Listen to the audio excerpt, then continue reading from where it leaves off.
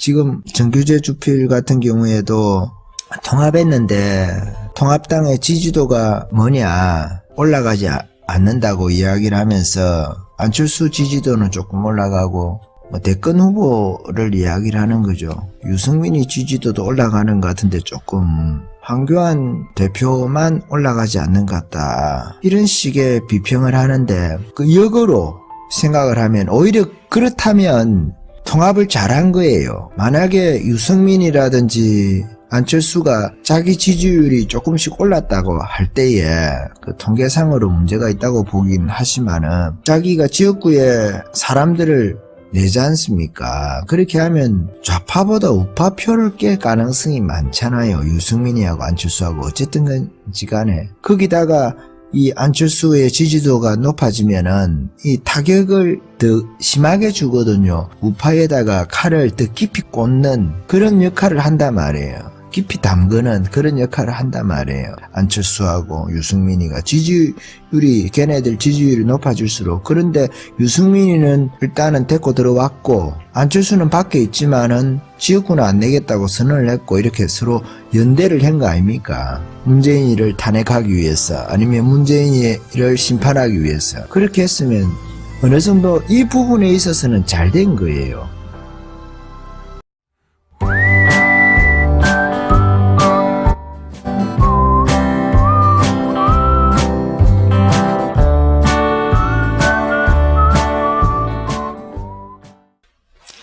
우리가 살다 보면은 그 딜레마가 있습니다. 딜레마. 무슨 말씀이냐면 두 가지를 동시에 취할 수 없을 때가 있습니다. 정치에도 그런 일이 있겠죠. 황교안 대표 같은 경우에도 이번에 보수 대통합이라고 해야 될까요? 중도까지 포함한 통합이라고 해야 될까요? 반문연대라고 해야 될까요? 문재인을 반대하는 사람들은 다 모이자. 그러니까 이런 통합이죠. 한편으로는 통합이고, 그래서 정당 이름까지도 미래를 향해서 통합을 하자, 이런 방향으로 해서 미래통합당이 됐습니다.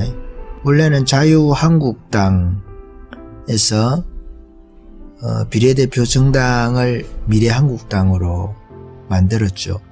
미래한국당이라는 이름이 너무 잘 지었다고 해서 상당히 보수 우파들도 좋아하고 신의 한 수다 이렇게 생각을 했습니다.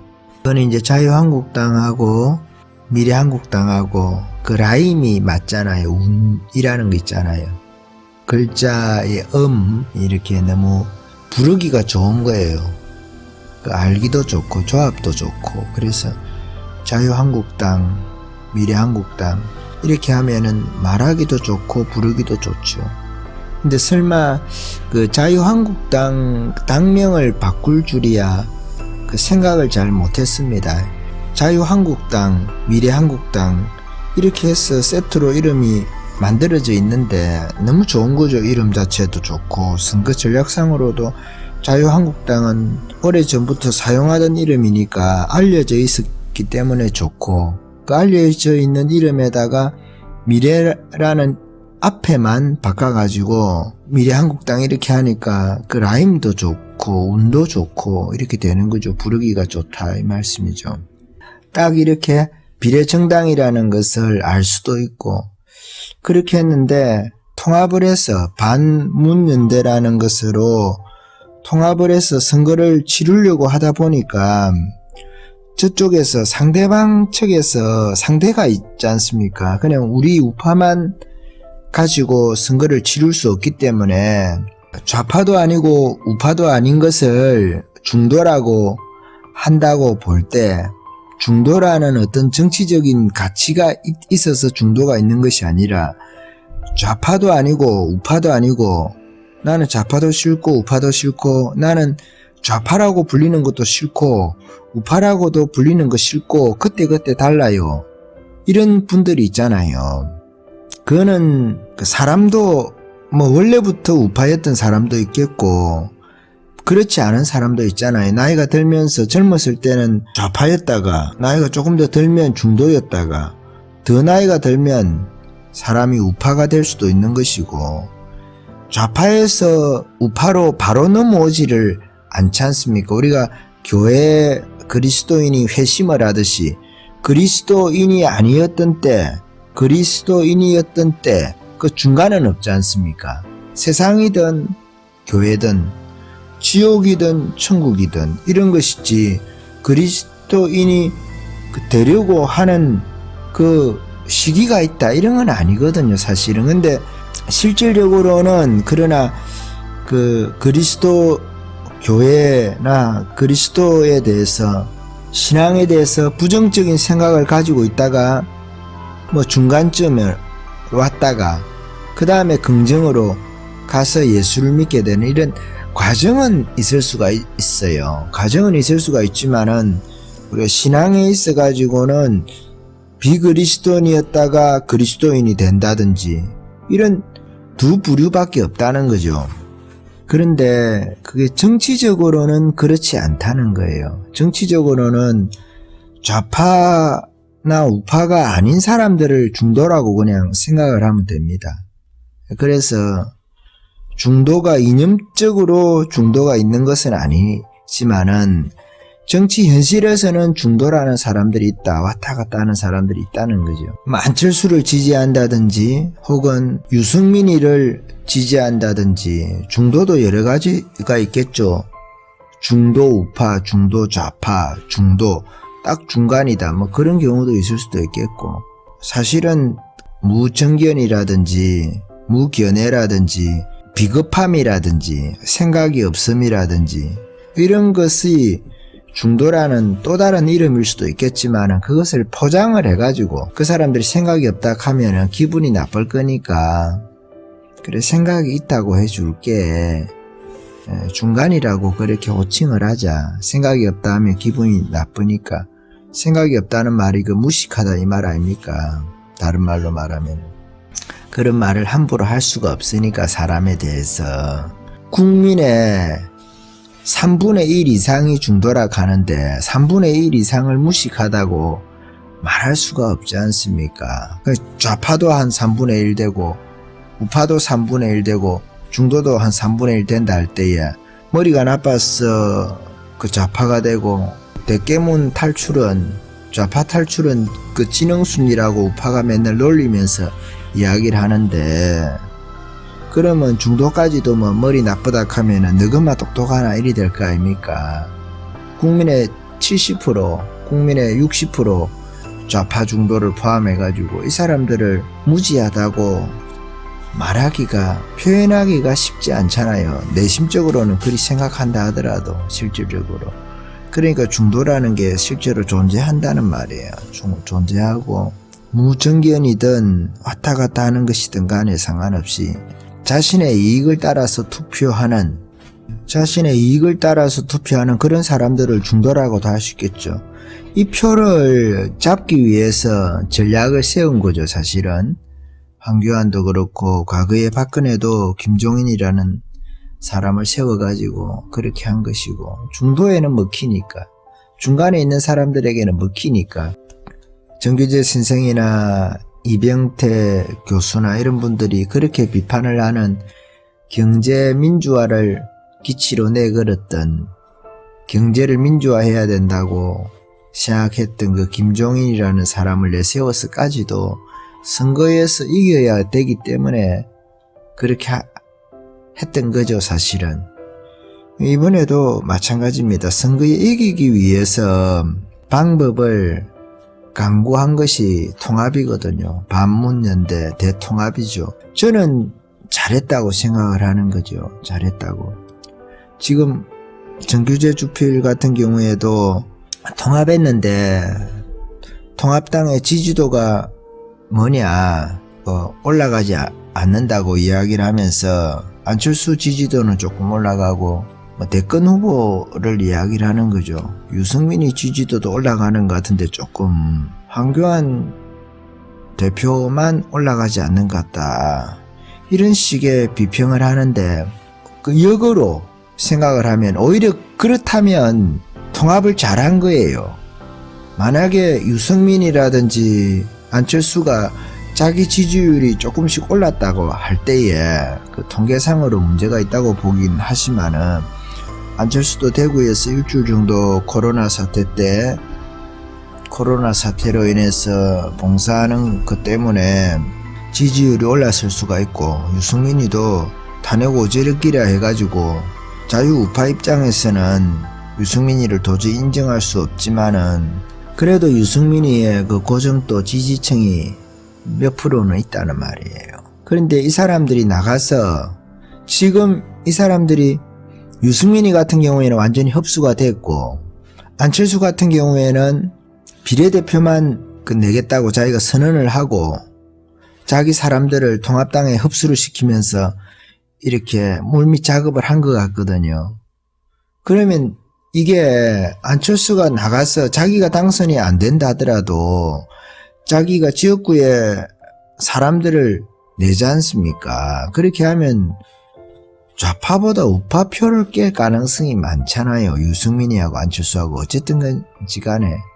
거기다가 이 안철수의 지지도가 높아지면은 이 타격을 더 심하게 주거든요. 우파에다가 칼을 더 깊이 꽂는 그런 역할을 한단 말이에요. 깊이 담그는 그런 역할을 한단 말이에요. 안철수하고 유승민이가 지지율이, 걔네들 지지율이 높아질수록. 그런데 유승민이는 일단은 데리고 들어왔고 안철수는 밖에 있지만은 지역구는 안 내겠다고 선언을 했고, 이렇게 서로 연대를 한 거 아닙니까? 문재인이를 탄핵하기 위해서, 아니면 문재인이를 심판하기 위해서. 그렇게 했으면 어느 정도 이 부분에 있어서는 잘 된 거예요. 통합을 했는데도 안철수 지지율은 올라가는데 황교안 지지율이나 통합당 지지율은 올라가지 않는다. 그것은 한편으로 뒤집어 생각해보면은 통합을 잘못한 것도 될 수도 있지만 통합을 잘한 거예요. 선거를 본다면은 안철수 지지율이 높다고 해서 안철수가 지역구를 낼 수 있는 거 아니잖아요. 비례대표 가지고 가는 거 몇 석이니까. 비례대표 안철수가 많이 가지고 간다 하더라도 안철수하고는 반문 연대가 되거든요. 안철수가 10석 가지고 갔다. 근데 통합당이 150석이다. 연대가 되잖아요. 문재인이하고 싸움할 때 통합당이 140석이고 안철수가 10석만 돼도 150석을 해가지고 입법을 할 수가 있다는 거예요. 과반수만 넘어가면은.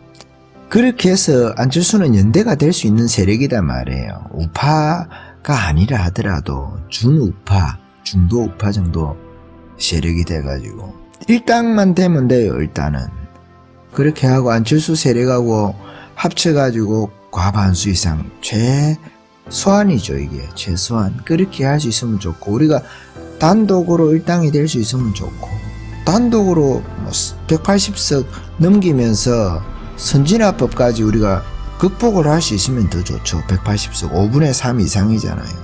200석 넘기면 더 좋겠죠. 혹은 안철수하고 합쳐가지고 200석을 넘길 수가 있다면 더 좋겠고, 우리 공화당이라든지 기독자유통일당입니까? 거기하고, 저는 그 기독자유통일당은 비례대표를까지도 안 내고 그냥 하면 좋겠는데 자꾸 분열될수록 힘이 빠지는 거거든요. 이게 더 집중을 해야 되는데, 통합당도 그런 측면에서 좀 배려를 해가지고 김문수 지사를 다시 영입을 한다든지 이렇게 해서 보수 우파의 투쟁력을 이 선거에 집중할 수 있도록 그렇게 해야 되거든요. 통합당 측에다가 집중을 할 수 있도록 그렇게 해야 되는데, 통합당 입장에서도 입장이 있긴 있어요. 통합을 하면서 탄핵의 강을 건너자 이렇게 한다든지. 그래서 그 이름이 미래거든. 미래 한국당에서 미래가 온 것도 있지만은 과거를 돌아보지 말자는 뜻에서 미래라는 말이 있는 거예요. 그러니까 통합하기 전에도 미래 한국당을 만들었잖아요. 그러니까 김무성 세력이라든지 탄핵한 세력들이 있잖아요. 당내에. 그 세력들이 미래한국당 이름 짓는데도 나는 상당히 영향력을 미쳤다고 생각해요. 좋은 이름이지만은 그 안에 또 함정이 있다는 거예요. 탄핵을 넘고자 하는, 탄핵을 잇고자 하는, 탄핵에 대해서 계속적으로 이야기를 하는 것이 아픈 거예요. 김무성에게도 아프고, 유승민에게도 아프고, 권성동에게도 아프고, 김성태에게도 아픈 거예요. 그래서 미래한국당을 당명으로는 좋고 그 라임도 좋은데 그런 김무성이나 탄핵 찬성파들의 의도도 있지 않는가. 과거를 보지 말자. 자신들의 그 잘못이 있으니까. 어쨌든 우리가 탄핵의 강을 넘기는 넘어야 되는데 저 탄핵에 대해서 찬성한 사람들이 사과한다든지 이런 식의 방식으로 아니면은 원상을 회복시켜 놔야죠. 박근혜도 나오고 박근혜 명예도 회복시키고 이런 상태에서 아니면은 자기네들이 사과하고 자기네들이 싼 똥을 자기네들이 치우겠다고 하는 그런 의지가 있어야 되잖아요. 의지라는 것은 행동이 있어야 되잖아요. 그런 거 없이 그냥 얼렁뚱땅 넘어가는 거는 바람직하지는 않지만은 일단 선거가 앞에 있고 선거는 이겨야 되니까 이 문제에 있어서 황교안 대표에게 황세모다 하면서 왜 입장을 밝히지 않느냐 정확하게.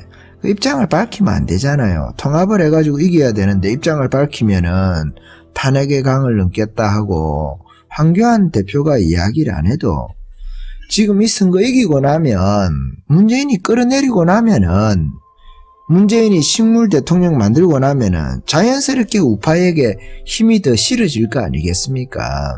그때에 하나의 적을 정리해 놓고 지금 탄핵을 찬성한 이 적하고 문재인이하고 다 싸우려고 하면은 자유우파는 힘은 얼마 안 되는데 그거는 과욕이단 말이에요. 과욕.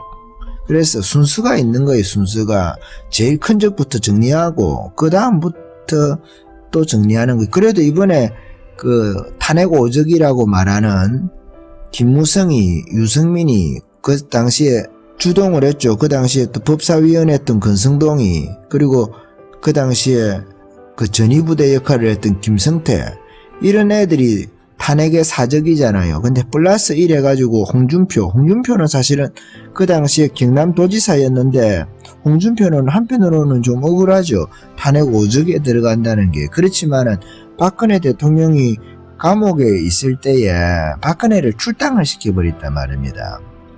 그렇게 해서 홍준표는 탄핵 오적에 들어가 있는 거예요. 사실은 탄핵 사적 정도 하면 되는 거죠. 정리하면 되는데 홍준표는 억울하게 조금은 억울하게 자기가 껴있는 거예요. 왜? 이 홍준표가 김무성이하고 또 친하거든요. 친하고 김무성이는 또 박지원이하고 친하고 이렇게 해서 연결이 다 돼 있다 보니까 이 홍준표가 어려운 거예요. 한편으로 홍준표 자신의 입지라는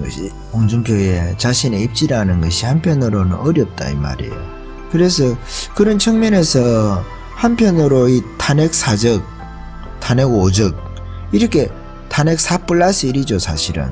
뭐 저쪽에도 민주당에도 4+1을 좋아하는데 여기도 4+1이 있어요. 4+1인데 우리가 이 문제에 있어가지고 황교안 대표가 그래도 이 사람들 다 공천을 안 줬잖아요. 지금 최종적으로 오늘이 그 3월 25일이거든요. 2020년 3월 25일인데 3월 25일 날 오늘 김영호 공천관리위원장이 사퇴하고 나서 이성현이가 대신하고 있잖아요. 근데 얘네들이 다 김무성이하고 친한 애들이거든. 그러니까 이성현이가 김무성이를 광주 북구에다가 공천을 하려고 했단 말이에요.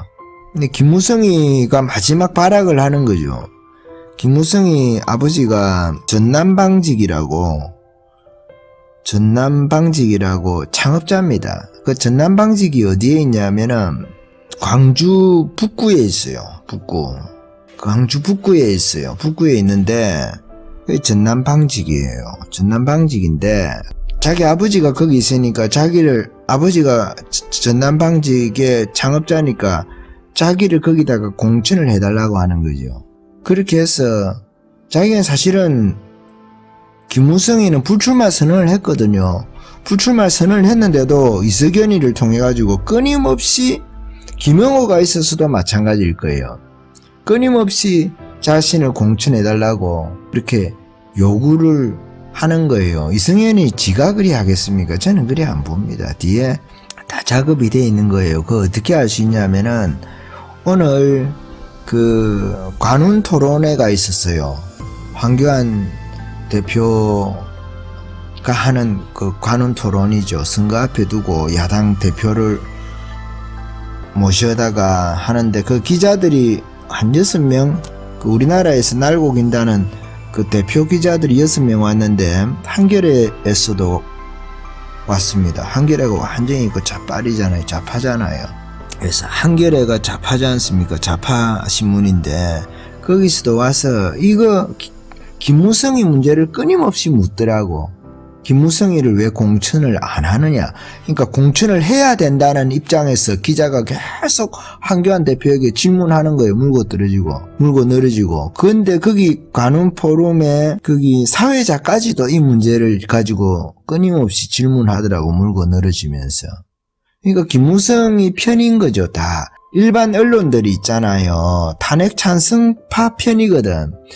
한나라당 안에서, 한나라당이라고 해서 죄송한데 통합당 안에서 어쨌든 전신으로 가면은 한나라당까지 가니까 통합당 안에서 언론들은 탄핵을 하는데 다 원죄가 함께 있지 않습니까? 주류 언론들이 함께해서 탄핵을 한 거니까 박근혜를. 그러니까 이 통합당 안에서도 탄핵에 찬성하는 세력이 득세하는 것을 원하는 거예요. 물론 김무성이는 자기가 뭐 국회의원이 됐으니까 대통령이 꿈이 되겠지만 대통령이 안 되면은 자기가 국회의장이라든지 총리 정도는 한번 해보겠다 그런 꿈이 있겠죠. 당대표는 한번 했으니까.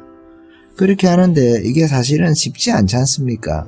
자기가 국회에 입성을 해야 어쨌든지 간에 이게 가능한 거거든요. 지금 황교안 대표가 덫에 걸려있지 않습니까? 한편으로는 종로에서 이겨야 돼요.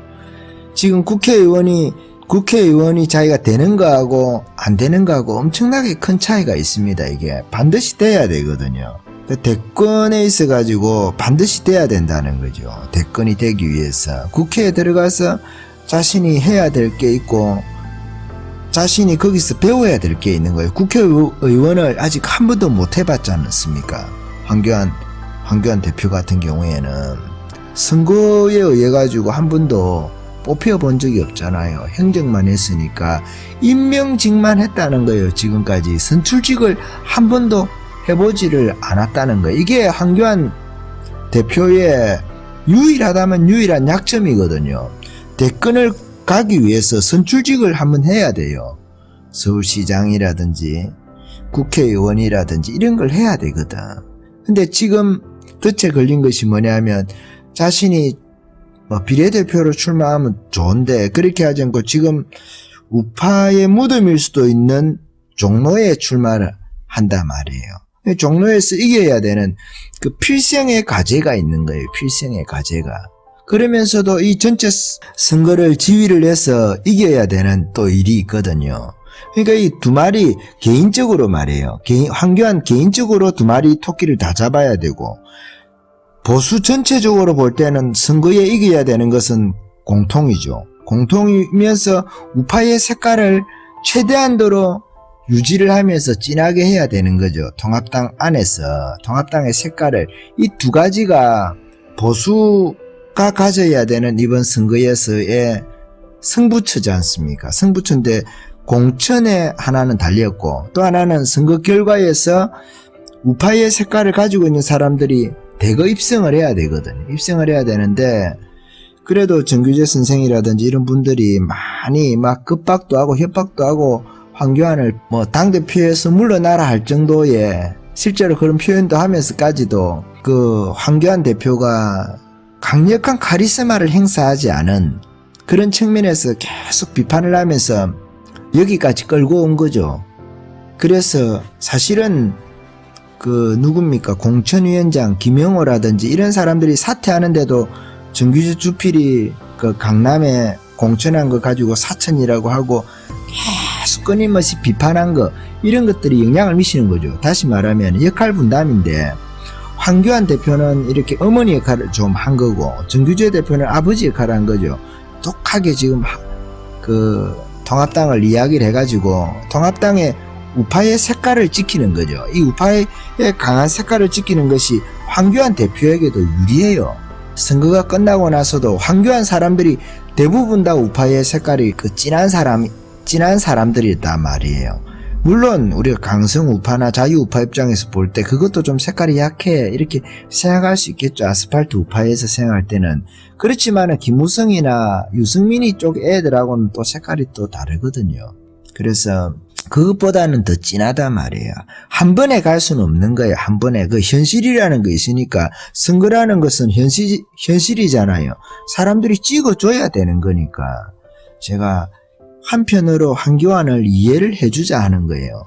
황교안으로서는 어쩔 수 없었다. 그렇지만은 황교안이 이번에 공천에 있어가지고 분명하게 탄핵 오적이라고 말하는 애들을 다 제거를 했어요. 걔네들이 불출마를 했던 어쨌든 간에 친박 중에서도 투쟁력이 좀 있는 사람들은 살려놔야 되는 사람들도 좀 있지만은 저쪽의 핵심 멤버들을 배제시키기 위해서 이쪽에서도 조금 희생을 해야 되는 측면이 있다 이렇게 봅니다. 최연애 의원이라든지 이런 분들은 참 아쉬운 분들이죠. 이번에도 살릴 수 있으면 살려야 될 카드였는데 뭐 끝나고 나서 또 할 일이 있으니까 선거 끝나고 나서 그래서 보수 우파 색깔을 진하게 가지는 거하고 이번에는 저쪽에서 유승민이야 안철수 이런 애들이 당 이름도 새로 하자 혹은 탄핵의 강을 넘자 뭐 이렇게 이야기를 하니까 그리고 아스팔트 우파는 좀 배제시켜달라 이렇게 주문했겠죠. 주문하니까 황교안 입장에서는 승리를 택할 것이냐 우파의 정체성을 강하게 하는 것을 선택할 것이냐 정체성을 강하게 하면서 승리도 할 수 있으면 좋은데 둘 다가 어려운 측면들이 있거든요. 한 번에는. 그러니까 1단계로 일단은 이기는 것을 우선적으로 하고 이겨놓고 다음에 노선 투쟁을 하는 방식으로 황교안은 그렇게 선택을 했다 보는 거죠. 그런데 여기서 이제 정규제 주필이라든지 펜앤마이크 우파에서 또 아스팔트 우파들이 비판을 많이 색깔이 흐려지는 보수 우파의 색깔이 흐려지는 색깔이 빠지는 통합당에서 이런 부분들은 통합을 하면 어차피 빠지죠. 색깔은. 그렇지만 이현주도 있고 안에 그래도 우파의 투사들이 많이 있거든요. 전희경도 있고 많이 있잖아요. 이제 살아 돌아와야 되는데 그러니까 너무 걱정할 건 아니다. 그렇지만은 유승민이 김무성이 권성동이 김성태 이런 애들 있잖아요. 그런 머리들을 다 잘라버린 상태잖아요.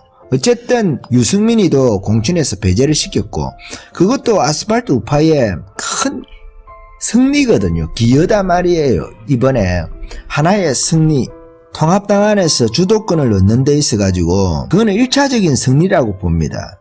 아스팔트에 황교안도 충분히 그런 것을 인식하고 있고 그렇게 해서 이번에 그렇게 조치를 한 거니까 그렇게 하고 한 번에 다 할 수는 없잖아요.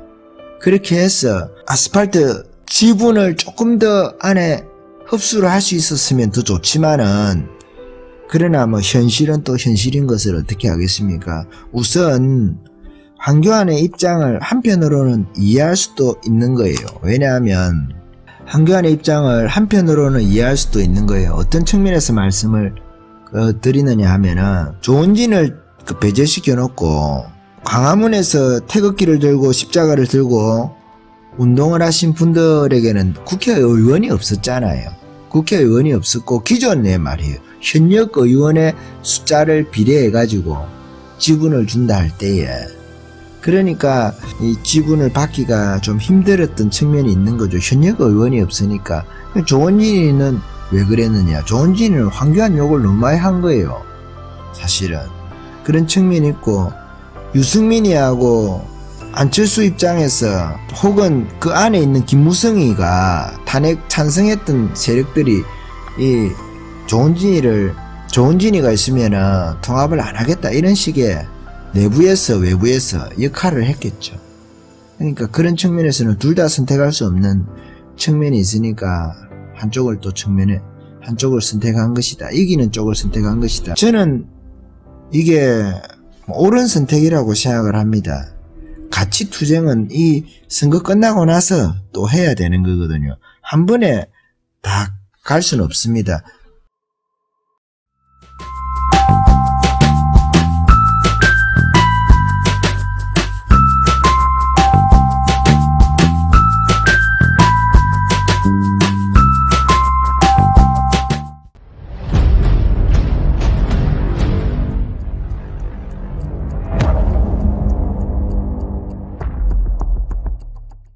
한편으로 우파가 서운한 게 있죠. 우파부터 챙겨야 되는데 사실은 집토끼부터 챙기고 다음에 산토끼 잡으러 가야 되는데 집토끼를 너무 신경을 안 써가지고 그런 것도 있겠지만은 한편으로는 집토끼에 대한 믿음이다. 집토끼는 어쨌든 찍어주지 않겠느냐. 승리를 하는데 힘을 보태주지 않겠느냐. 그런 믿음이 있어서 그런 것이다. 그렇게 좀 좋게 봐주고 그래서 우리가 하나가 돼가지고 뭉쳐야 살거든요. 흩어지면 죽고 결집을 하고 응집을 해야 됩니다.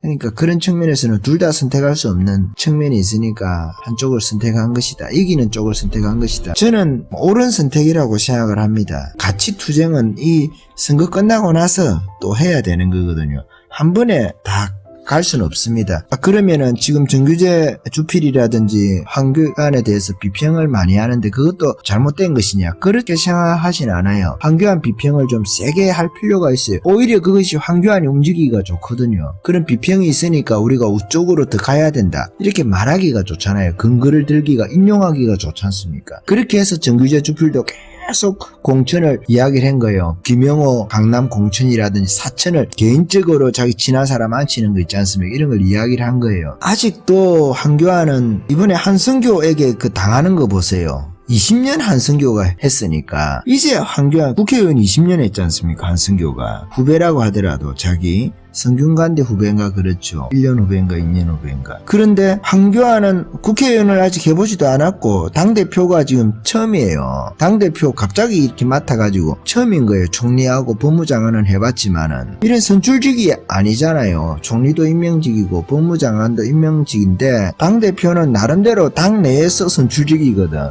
이런 선출직을 처음 해본단 말이에요. 처음 해보니까 20년 한 이런 선출직들한테 이번에 당할 뻔했단 말이에요. 당할 뻔했는데 잘 처리를 한 거죠. 잘 처리를 했는데 한교안도 배우고 있는 입장이니까 그래서 이번에도 김무성이를 통해서도 배우고 한성교를 통해서도 배우고 친구 같았는데 알고 보니까 저기더라. 정치인들이 얼마나 근모술수가 난무하고 함정수가 난무하고 이런 거 있지 않습니까? 명분은 개혁 공천을 내세우면 항상 그렇게 하지만은 그 안에 자기 이기심이라든지 사심이라든지 그 안에 자기의 이익 있지 않습니까? 이것을 그 노리는 게 있거든요. 한성교 같은 경우에는 당을 갖다가 자기가 끌어먹으려고 바지 사장 싫다 내가 군소정당이라도 당대표 하겠다 이런 거 있지 않습니까? 그런 야심들 있잖아요. 부드럽게 보여도 그 안에 다 그런 게 감추어져 있는 거예요. 국회의원들 가운데. 그러니까 절대로 사람을 믿어서는 안 되는 거죠. 한교안이 참 그래도 나름대로 지혜롭게 이번에 잘 극복을 한 거예요. 나름대로 100점은 아니지만은 한 80점, 75점, 80점 정도 하면 1년짜리 정치인이 그 정도 하면 잘하는 거 아닌가. 그래서 그 선에서 그 황교안 대표 쪽으로 우리가 마음을 부족한 것이 보여도 그래도 언론에서 계속 지적을 하면은 조금씩 바꿔주거든요. 아주 무시하지 않는단 말이에요. 그런 지적은 계속 할 필요가 저는 있다고 봅니다. 그래야 그 통합당이 우파 색깔을 내는데 도움이 되거든요. 이겨도 우파의 입장에서 이겨야 될 거 아닙니까? 이겼는데 탄핵 찬성하던 사람들이 자기네들의 승리인 것처럼 환호를 부르게 할 수는 없잖아요. 그러니까 우파 색깔을 가지고 지금도 다들 이제 부족하다고 해서 지적을 하시는 분들이 계시긴 한데 어쨌든 이번에 승리를 해서 문재인에 대해서 반대하는 사람들은 다 모아가지고 일단 이 전쟁을 이기고 나서 문재인이 만약에 탄핵을 한다 할 때 찬성해요 하는 사람들은 다 우리 편. 이렇게 하고 나서 그 전쟁 끝내고 나서 다음 전쟁은 또 따로 해야 된다. 또 대선을 두고 유승민이라든지 김무성이라든지 안철수라든지 싸울 사람들이 많이 있잖아요. 또 잠재적으로 한성교가 또 튀어나올지도 모르지. 그러니까 황교안 대표가 그래도 호락호락하게 안 당하고 비례대표 처리하는 거하고 김영호 공천한 것도 그 네 곳에 대해서 사천에 대한 논란이 있고 후보 경쟁력을 무시해가지고 이길 수 있는 공천을 해야 되는데 경쟁력을 무시하고 공천했다 하는 곳 네 곳 정도를 다시 공천을 무효를 시키고 그런 것도 지도부가 잘하는 거거든요.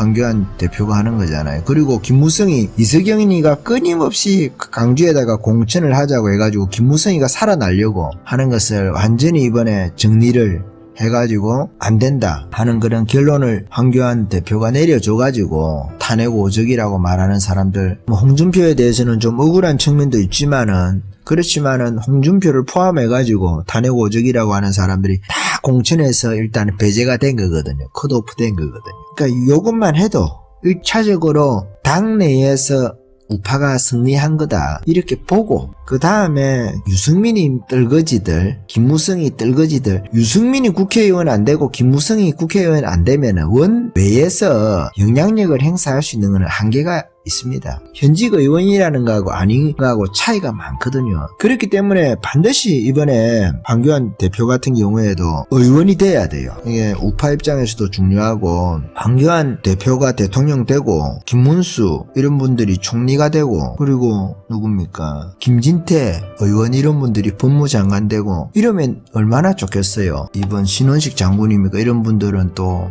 국방부 장관 되고 이래야죠. 이렇게 해가지고 나라를 다시 세워야 될 거 아니겠어요. 지금 통합당 내에서 우파 색깔을 뭐 전투력이 떨어진다 이렇게 말씀하시는 분들도 계신데 그런 측면도 있겠지만 어쨌든 이번에는 통합을 해야 되잖아요. 통합하고 나서 국민들이 우파 색깔 진하다고 해가지고 안 찍어주면 안 되잖아요. 찍어주도록 찍어줄 수 있는 당으로 우파만 찍어주는 것이 아니고 그 중간에 있는 애들 또 찍어줄 수 있어야 좌파에는 안 찍겠지만은, 그래서 이게 선거 전략이거든요. 한편으로 우파가 서운한 게 있죠. 우파부터 챙겨야 되는데 사실은 집토끼부터 챙기고 다음에 산토끼 잡으러 가야 되는데 집토끼를 너무 신경을 안 써가지고 그런 것도 있겠지만, 한편으로는 집토끼에 대한 믿음이다. 집토끼는 어쨌든 찍어주지 않겠느냐, 승리를 하는데 힘을 보태주지 않겠느냐, 그런 믿음이 있어서 그런 것이다. 그렇게 좀 좋게 봐주고, 그래서 우리가 하나가 돼가지고 뭉쳐야 살거든요. 흩어지면 죽고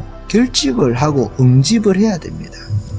그렇게 하고 이제 비례대표하고 3월 27일 날 되면은 금요일이죠. 3월 27일 날 되면은 비례대표하고 지역구하고 등록이 마감이 될 겁니다. 제가 알기로. 그런데 그렇게 하면은 2주 전까지니까 토요일 일요일 이런 게 있으니까 아마 그때까지일 거예요. 그러면은 그때 이후에는 다시 이제 바꿀 수 있는 건 아니잖아요. 물론 또 그런 것도 있어요. 무소속으로 또 나왔다가 대구 이런 데서도 만약에 반발을 해가지고 공천에 나왔다가 막 선거 막판에 가서 또 둘이서 단일을 하고 이런 경우도 있거든요. 그런 경우까지 최대한 해가지고 이번에 무소속으로 나오시는 분들이 혹시 있더라도 그렇게 해서라도 어쨌든 후보 단일화는 해야 돼요. 김영호가 똥을 쌌든 이석연이가 똥을 쌌든 그 똥을 그 안에서 치워야지 국민이 그 똥을 치울 수는 없지 않습니까? 우리가 정규재 선생에 대해서도 왜 저렇게 황교안을 많이 비판해. 황교안을 그렇게 비판을 하니까 비례대표에서도 그렇고 김영호 나가는 문제도 비평을 해서 지적을 하니까 고쳐진 부분들이 많이 있거든요, 사실은. 그렇게 하고 이번에도 정규재 선생은 한 10곳 정도 조정했으면 좋겠다. 새로 한번 봐줬으면 좋겠다. 지역구 이야기를 했는데 좀 강하게 이야기했죠, 사실은 어조를. 그래도 4곳 정도 이렇게 조정된 것만 해도 다 우리가 원하는 대로 될 수 있는 건 아니잖아요. 그래도 저렇게 해서 우파 색깔이 조금 더 선명한 방향으로, 그리고 이길 수 있는 방향으로 좀 공정해야 되니까 사천 개인적으로 안다 해가지고 넣었던 사람들은 좀 빼고 그렇게 해야 또 선거할 맛도 나고 하니까 그렇습니다. 그래서 황교안은 좀 어머니 역할을 해가지고 전체 우파 크게 좀 중도까지 했어. 통합하는 역할을 하고, 언론에는 또 대표적으로도 정규재, 주필 이런 사람들은 황교안이 못하는 우파의 색깔을 선명하게 하는 일에 계속 지금 비평을 해와서 자꾸 우쪽으로 많이 땡겨난 거거든요. 왜냐하면 선거 끝나고 나서도 황교안의 그것이 기반이 되거든요. 김문수가 황교안의 기반이 되지 유승민이 안철수가 황교안의 기반이 되겠습니까? 김무성이가 황교안의 기반이 안 되거든요. 황교안의 지지 기반은 김문수 지지 기반, 정광훈의 그 지지 기반하고 겹치는 거예요. 그래서 선거 때문에 어쩔 수 없이 통합을 하기 위해서 이렇게 됐다 하더라도 선거가 끝나고 나면은 다시 종로에서 이긴다는 전제하에서 다시 김문수 지사라든지 이런 분들에 대한 처우가 있어야 될 거다. 선거 전에 받아들일 수 있으면 더 좋고, 황교안에 대해서 좀 좋은 이야기를, 황교안에 대해서 좀 좋은 시각으로 좀 바라보자 하는 측면에서 어쩔 수 없는 딜레마니까 이기기도 해야 되고, 우파 색깔도 정체성도 유지, 승리도 해야 되고 정체성도 지켜야 되는 두 마리 토끼의 모순된 상황이라는 게 있으니까, 그 상황에서 황교안은 이기는 편을 택했다. 지고 나면 아무것도 없으니까. 정체성을 지켰는데 지고 나면은 뭐가 됩니까? 아무것도 안 되니까. 이기고 나서 노선투쟁은 그 이후에 가서 하기로, 노선투쟁을 안 하려고 하는 거 아닙니다. 순서, 시간적인 순서를 정해놓은 거예요. 그렇게 저는 이해를 하니까. 그래서 이제 이 안에서도 황교안은 못하지만은 언론인들은 정규재 주필처럼 계속 우파 색깔을 선명하게 하는데 이야기를 할 수가 있는 거죠. 그래야 조금 더 우파 색깔을 가지고 있어요. 우파들도 사표가 없잖아요. 아, 선거하기 싫어. 유승민이 나왔다 그러면은 찍어야 되나 말아야 되나 골치가 아프잖아요. 유승민이 싫어가지고 통합당이 싫어지게 되니까 김무성이 때문에 선거하러 가기가 싫을 거 아닙니까? 그래서 그런 문제들은 어느 정도 잘 처리를 했는데, 그래도 부족한 것이 우파도 다 색깔이 여러 종류니까 다 맞출 수는 없는데, 그래도 너무 욕심을 내는 것도 현실적이지가 않으니까 어쨌든 한 75점 80점 정도 그냥 됐다 하고, 여기서 이제 비례대표하고 지역구를 27일날 등록하고 나면은 지금까지도 공천에 있어서는 이야기해도 된다고 생각해요. 공천 문제에 있어서 문제를 지적하고 억울한 사람들이 있으면은 선거할 때 무소속 하나 또 나가면 안 되잖아요. 그러면 무소속 하나가 얼마나 큽니까? 그게 무소속 하나 나가서 만약에 우파가 떨어진다, 둘이서 단일화를 못 해가지고 표를 깨가지고 그렇게 하면은 기독자유통일당 하나 만드는 거예요. 비례대표 정당 하나 만드는 거나 무소속 하나 나가는 거나 효과가 똑같거든. 한 표단 말이에요. 한 표 왔다 갔다 한단 말이에요. 한 표가. 그렇게 하면 안 되죠. 그게 피해를 줄 때 한 표 피해를 줄 수가 있잖아요. 안 줄 수도 있는데 줄 수도 있거든. 줄 수도 있으니까 그런 것이 무소속이단 말이에요. 그러니까 무소속 출마 안 하도록, 왜 무소속 출마했냐고 하기 전에 안 할 수 있도록 공정하게 경선할 거는 경선하고 공천에서 그렇게 해야 되지 않느냐. 아직도 기회가 있으니까 27일까지는 기회가 있으니까 심사숙고해서 그런 이야기를 지금 정규재 선생이 계속 해오는 거 아닙니까? 우파의 선명성 혹은 이길 수 있는 공천에 있어가지고 27일까지는 아마 정규재 선생이 계속 이야기할 겁니다. 그 뒤로는 이야기할 필요가 없으니까 지지하는 입장에서 이야기를 하겠죠. 그전에는 좀 독하다 싶을 정도로 말을 하는 게 정말 황교안 대표에 대해서 대표하지 말라고 하는 소리는 아니다. 저는 그렇게 이해를 합니다. 여기까지 할까요?